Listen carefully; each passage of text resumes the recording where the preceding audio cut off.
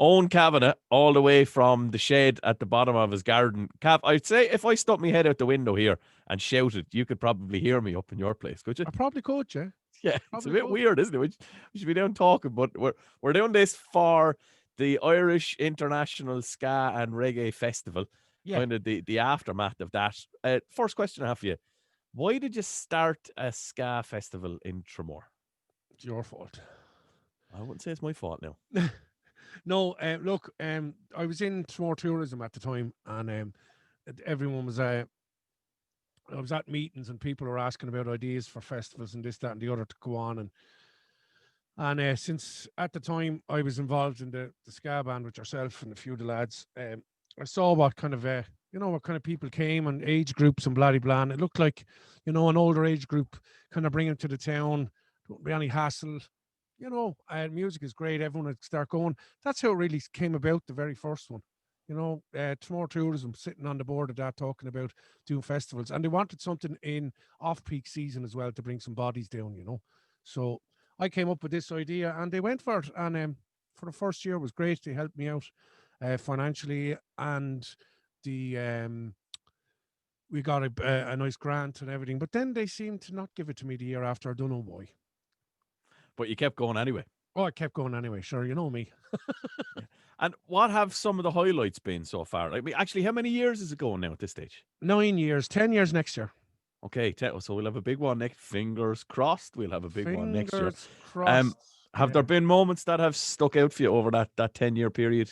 Oh, loads, loads, loads. The biggest one, just a friendship I have made with a lot of the artists and a lot of the people really, really has been for me the really stick out thing. Like the poor Rankin Roger, like I had him here 3 times out of the 9 years. I really became really good friends with him. Just before he got sick, he invited me over to his house over in Birmingham. He was every time he was over, he said, "Hey, Kev," in the Bradford accent, "you come over to see what I'm after building out my back." And I was going, "Oh, I'd love it, I'd love it." And he was after building a pod, basically like something you see in Star Trek now, because he sent me pictures. Just this big dome that one side of the dome opens up, and he had his recording studio in there. He had his mixing desk, his PC, um, uh, a recording booth in the corner, a proper booth, and a little space for the band to set up. It was just amazing, and just relationships like that, like meeting out of all the people I've met in the ska kind of industry and over the years, which you know yourself, we've kind of met them all at this stage. Roger seemed to be he was just so down to earth, so nice, so helpful, no drama. Over the years we've had some buttes, like some really buttes, like Do you want to name any of them? No, I don't. Nope. I go on. No. I couldn't eat him again. That's all. As well as making friends with Roger, one of the things that was evident there was the people at the Scafest and the people at Tremor kind of adopted him as well. Like Big time. and God rest him when he passed away. Usually on Facebook, people will post things, if like Sean Connery was the recent one, and people seem to have an affinity with people who are in the public eye. But with Roger, there was a heartfelt kind of a thing going, Jesus, I remember meeting him. He was lovely. People in Tremor kind of took him to their heart a bit, didn't they? Oh, they did. See, that was the reason why. The first year he was here, like, I collected him, actually. I collected him. They flew, Roger flew from Birmingham, because at the time we had the airport here. So Roger flew direct, and he sent the lads off in the van, in the old Bradford van. I think that, what were they called? Bedford vans, remember them? Bedford, yeah, Bedford. Bedford, yeah, an old Bedford van. But the lads came over in that with his son Murphy, who was another absolute brilliant artist. And I remember him coming off the plane, like, and I was I was going to collect him I was going to get a end of a car or something like that. And I remember I said, I'll do it for the first year, But I've met Roger and I've done tours with him since, So I pulled up to the airport I had a lend of, I think it was John O'Shea's Audi. He had a new Audi at the time, and I picked that. The first thing Roger said to me is, "Where's your van?" You know what I mean? Like, no airs of grace. He didn't want to be, And I said, "No, I'm making an effort." He said, "Will you go way out of it?" So I But gave him back the car, and for the rest of the week he was here. He came for 3 days, but he'd always stay, and and bring him it's down to something the that, mothers. yeah, and I was going to say that to you, go down to the mothers. It's something that stood out. I mean, one of the stories you told me was about Chris Murray picking up a lump of turf when he was down your mother and father's house and saying, "What's this?" Yeah. Um, that that's something that some artists respond to really well, isn't it? That kind of the homeliness of it, of your father is involved. They'll be down, like some of the artists stayed in your mother's house, some of the artists stay down with your sister and living in Yeah. Nolly Hayes' old house. And I remember there was one band one year that didn't have somewhere to stay, and Kibo put them up above in his house, that they got to stay in houses with people Oh and yeah. meet people. They were kind of forced into that. But some acts really respond well to that. Oh, big time. Yeah. Like even I remember even at times, like even the people that came actually, like what you call it from Germany. He actually bought a house here. Um, Owen Casey and the Vibe Tribe. He's originally from Galway, and he's living in Germany the last 15 years or so. And I brought him over about 5 years ago with Rudy, who you did an interview with. Again, another guy that I talk to Rudy once or twice a week on Facebook, like hello and how you getting on, and what you call it, always saying, how's your dad and how's this, but like again that thing, like he came over. He's from Ireland, has a German family, wife, 2 kids. Brought them over the second time they came, and they bought a house. They bought a house, a holiday home. And And you're like still not he getting any funding off off Tremor still getting no funding or off Tremor. Waterford It's Council, and gas. It's people are gas. not only are you getting hotel nights, they're buying houses here. Yeah, they're buying houses here, and but look, like we've had occasions where, unfortunately, I remember one year the Sands Hotel was after closing down, right before the festival, before Easter weekend, and there was like 20, 30 people that were left, like going, oh, panicking. So straight away, I got onto the page, the Facebook page, and I put out a little call, lads, if anyone is interested in, told them the story. And like that's where Kibo and them came into it, and a few other places as well. I was inundated with people saying, listen, come and stay in my house. It's great. And I think that, it's not many festivals get like that. It's a good crack. I just think, as you hit on it yourself, like because it's kind of a family run thing, like having my dad involved, like my mother would be going around selling the t-shirts, my sisters would be on the doors, my wife would be on the door, and you know, which I always wanted. I'm proud of it. I'm really, really, really proud of it. You know. Yeah. And let's talk about what happened this year. Like, I Yeah. mean, the dose of having a festival, then you get told you can't have a festival, so you decide, okay, we'll have it in September. Then September gets pulled. They say, okay, we'll have bands playing in a venue online. Then the bands can't go online because they're not allowed to have that many people in a premises. So then you have recordings, like some dose, was it?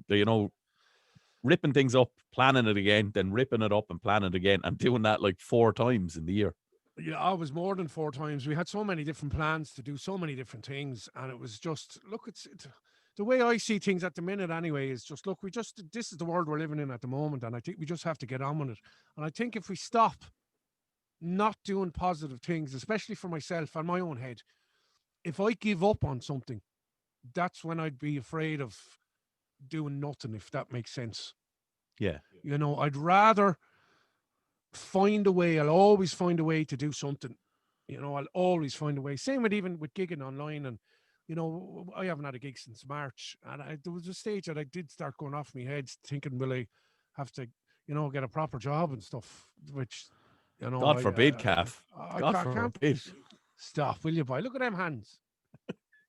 Like a baby's. Oh, stop. But, yeah, no, just, it was like every time I was put down, as in things were put back, it kind of spurred me on to find more. No, I'm going to do it. I'm going to do it. I'm going to do it. And then having a chat with the lads here in the local ball factory about coming on board and being sponsorship. That's how the online thing came apart, because they said to me, "Well, what if you can't have the venue and do your kind of what you're planning at the minute? Do you have a plan B or plan C?"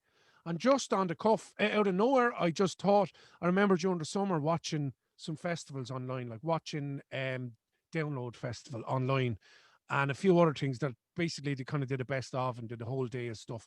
And I said, no, I'll go online. So I kind of threw myself in there without thinking about it. And then it just grew and grew, as in within 2.5 weeks, things were ready to go. Again, support wise, no matter who not one band, not one contact said no to me.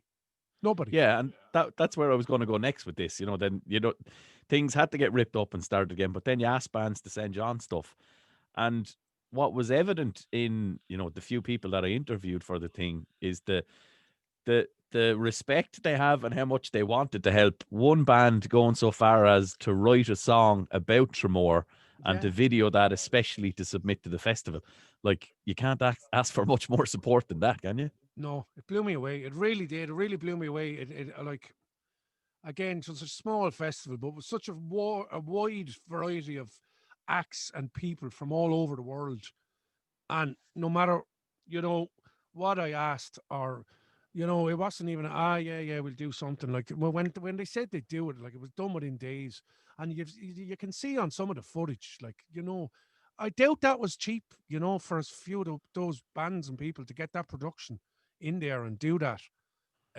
Or it's not even cheap as in money wise, even in time, the amount of time it would have taken to put stuff together. Like the lads in Germany did a great live thing. The Chango Monks, that just blew me away. Like, they're based all over the world. They're based in the UK, but there's an Argentinian in it, a Brazilian in it, a Spanish lad in it, and two guys from the UK. And they all got together on Skype, did it, and dressed up in costumes and blah, blah. And you know what I mean? It was just, I was expecting people to throw me some stuff on some iPhone coverage of them in their practice flat, but it just brought it up a level. And then I kind of, anyone else that was doing it, I was kind of saying, right, lads, what I'm after getting is this. If you're doing kind of ups the ante. Yeah, it did. It really did. It really did. As well as that, it really upped the ante with myself as well. I've started to, all this equipment that I have for going out on the road, I all have it in the shed now, and I'm saying to myself, I could do a proper streams. It's kind of, taught me a lot of other things as well, so it's been just absolutely brilliant. I couldn't have asked for more. One of the things that was interesting then is when you talk about the homeliness that appeals to some people, to have Monty Naismith from Simmerip, and we're in his house and he has the keyboard set up. And I just love the gig because when he was streaming, it was like he was playing to 14,000 people. He gave it the holly. Like he went for it, didn't he? Yeah, he really does. Again, a character I've only met talked to on Facebook since last year, since we had him booked for this year's headline festival. He was doing a UK tour with the band. Well, a European tour. They were actually Ireland, UK, Spain, France, Netherlands, and Italy. They were doing, and I think a few places in between. So he was coming here for a few months. But he's always in a good form. Every text or message he gives you, it's all real uplifting. It's all, yeah, man, no problem, man, and love at the bottom of it, and Jamaican flag and blah blah. And then to talk to him, like, I remember when I said to you, like, who we were interviewing and blah blah, and I said Monty Naismith, like that guy's 72, like. Stop, yeah, moves of him. I know, yeah.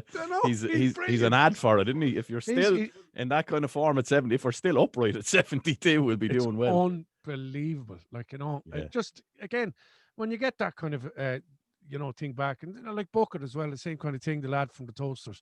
Like I said, will you do a live recording? He said, yeah, but he said, I have something better. He said, I have an old VHS recording of us live in the Whiskey in 1996 with a few lads from the Scatlights and a few things. And it's never seen the light of day. Here, put that up. Do you know, when you're kind of going, and for, it's just, I don't know. It's just, it was brilliant. Absolutely brilliant.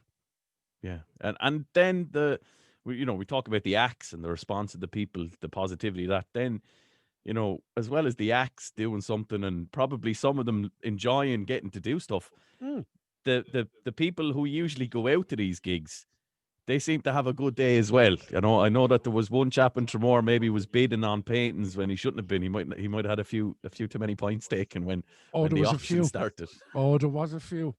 Yeah. I'd say if I put that painting up at 500 quid, he would have went for it.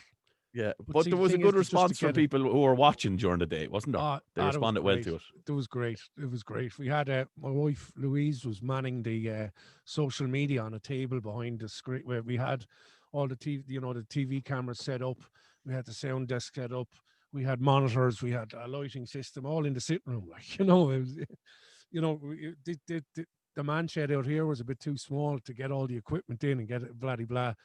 But yeah, the response from people was unbelievable. Like just the amount of people just wishing us well and saying, "Oh, fair play to you for doing it," and got in from work and every can counts, and we have the cans here and blah blah. It was great crack, great crack. And some of the videos that we got, we said to people, show us a few videos of you dancing and stuff. Now, we didn't show 99% of the videos we got in. Some of them were just. There was one guy, I'm not going to even say who it is, again, a local, but actually sent a video of 15 minutes in, and I was going, why is the video so long and why is it so big? And it was basically him standing in front of the screen dancing for 15 minutes after having about 16 points. And it was the funniest thing I ever watched. But again, maybe next year you could put a reel together, maybe. Oh man, stop. There's a few absolute beauts in there.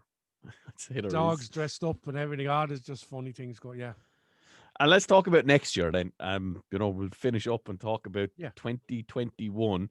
Fingers crossed. Let's presume it's going to happen. So 10 years. Have you anything planned? Are you going to bring over some of the acts that you had planned to bring over for 2020? Definitely. Some of the acts that we had for 2020 that didn't make it and I never saw live, and then that sent me stuff and performed and did interviews. Like, I just can't wait to get Cyramic over here and Pyramids. I can't wait to meet Monty or see him perform live. And there's two other guys in that band, the same age, doing the same thing. So I just can't wait to see that. And that's something that without a doubt that he's going to be there. And as well, I'm going to bring back some favorites over the years. Some of the bands that people have asked me, oh, please bring back this kind of person and that kind of person. I'm going to do that. And of course I will be doing my usual, throwing my own few kind of stuff in there as well. But hopefully things are looking great. This Every Can Counts crew that we're with have really come on board with us, and it's been so helpful to us as well. And they do their campaigns at a lot of festivals, which I wasn't really that aware of, because I don't go to many festivals anymore unless I'm playing. And what you call it, I feel I can't do the old go out there amongst all the people kind of thing. I'm past it, I think. Or sleep in the tent or any of that kind of thing. No, can't do it. But anyway, people like that and Ball, and they're all talking positively, loved the festival and stuff. And what I'd really, really like to do, it probably, I don't know, can I or not, but it's in my head and I want to do it. What I'd love is to have a circus tent, like a Fossil circus tent, put it down the prom and have it there, and incorporate the beach, incorporate the town, and then later on, have all the headline gigs and stuff in the marquee. That finishes at 10:30, like any normal outdoor kind of a thing, and then kind of move people up to town and have a pub trail. Do you know what I mean? That's what I would love to see happen. But again, it takes money and sponsorship. Sure, look, you never know. Something to aim for, isn't it? And bigger and better things then. Yeah. Well, the best of luck with it, Owen, and well done to yourself and all the team for putting it together and putting it online. It's really enjoyable. Fair play. And thank you for all the interviews. They were brilliant. Fair play to you, buddy. My pleasure. You're a star.